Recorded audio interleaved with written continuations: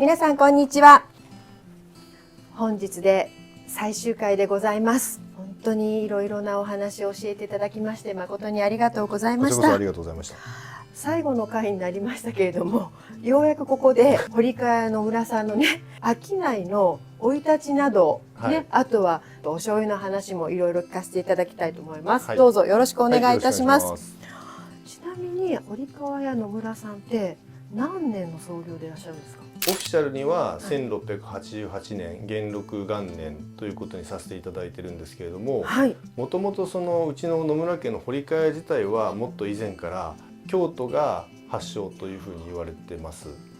でそこの中で我々のその堀川屋の太平という家が海に近かったものですから、海戦でその時代に徳川が入ってきて、徳川紀州藩のお荷物をお預かりして運ぶことが我々の仕事のベースになっていったと。じゃあもともとお醤油とかお味噌を作ってらっしゃったわけではないんですね。そうですね。もともとそれが発祥ではないんですね。発祥ではないんですが、まあこの辺がですね、その江戸時代以前に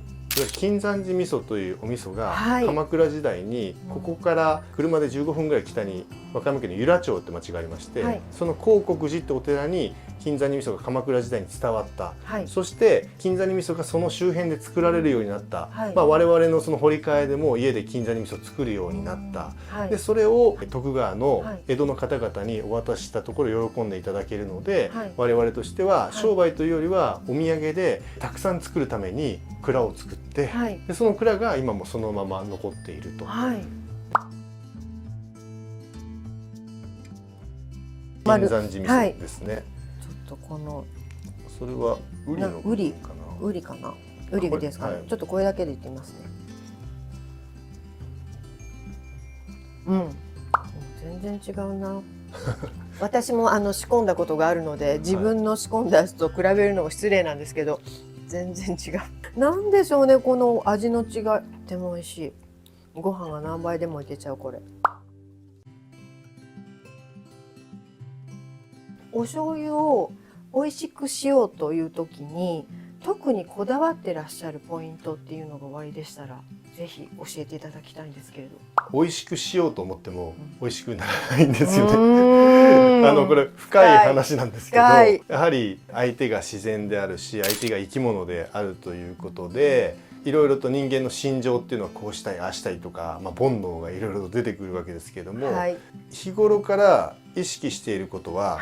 急がないっていうことですね。急がない。これは発酵食品においてのキーワードかもしれないんですけど、発酵食品といっても機械で生育したりとかですね、温度変化を管理したりとかですね、ビニールハウスの野菜的な発酵食品もあれば自然のと共生したものもあると。やはり自然の営みの中で生まれたものがその自然な食べ物と、でそこからその豊かさとか味わいとかそういったものが出てくると僕は思っているので、だから急がないってことは、美味しい、それが美味しいになるかはわからないですけど、心がけているポイントですね。よく言っていただきます。お店に来ても何もその20年前と変わらないねっていう、ここに来ると全然変わらないよねって、そういう自分でありたいというのもあります。前回前々回も見せていただいたんですけど、もう本当生きてますよね。ちょっとワインと比べるのがいいのかどうかわからないんですけれども、ワインってブドウのね年によって当たり年とかいろいろありますけど、お醤油っていうのはなんかそういう当たりとかなんかあるんでしょうかね。当たり年っていうのはないんですけど、やっぱりその木桶によってとか火入れによってとか、やっぱりいいものだなって思うものが出る時はありますよね。当然その個体差が出るっていうことがその面白いところであって、それを許容していただける社会であってほしいなというふうに思うんですよね。だから受け手サイドもそうだし作り手サイドも凝り固まってなんか何%なんでないといけないみたいな、そうなると食べ物は途端に楽しくなくなるし美味しくなくなると思ってるんですよね。だから我々はそれに甘えることなく、ただ発酵食品というのは一桶一桶違うっていうことをお客様に丁寧にご説明をして、その求められてるレベルの中で違いを楽しんでいただけるようにしたいですよね。なるほど。瓶自体はね同じ瓶ですけど、そこに詰まっているお醤油たちっていうのはそれぞれちょっとずつ違うってことなんですよね。もうなんか愛おしくなってきた。帰ったらちょっと違うんだねっていうのをねちょっと思いながらまた改めて美味しくいただきたいと思います。これ三つ星醤油と呼ばれるものですね。はい、でもうこれはサイズが違うだけで私たちはもうワンラインだけですね。はい、どうぞ。いただきます。美味しいです。この味が三つ星醤油さんの味ですよね。美味しい。素朴なんですけど、でもやっぱりずっとこの旨味がね、美味しい旨味が口の中にずっとふわーって広がるのがやっぱ三つ星醤油さんだなと思います。すごく美味しい。ありがとうございます。それでは皆さんちょっとずついただきます。はい、まずは白味噌からですね。はい、そうですね。白味噌からがいいですね。甘さは控えめだけどでも優しいな。そしてで、こちらですね。合わせ味噌。合わせいきます。合わせいきます。はい、うん。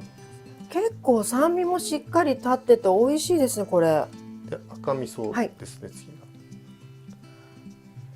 口の中が今旨味充満中です。はいはい、次じゃあもろみいってみますね。はい。あ、これ何でも合いますねこの子。ちょっと淡白なものにのせるとコクが出て非常に美味しいと思います。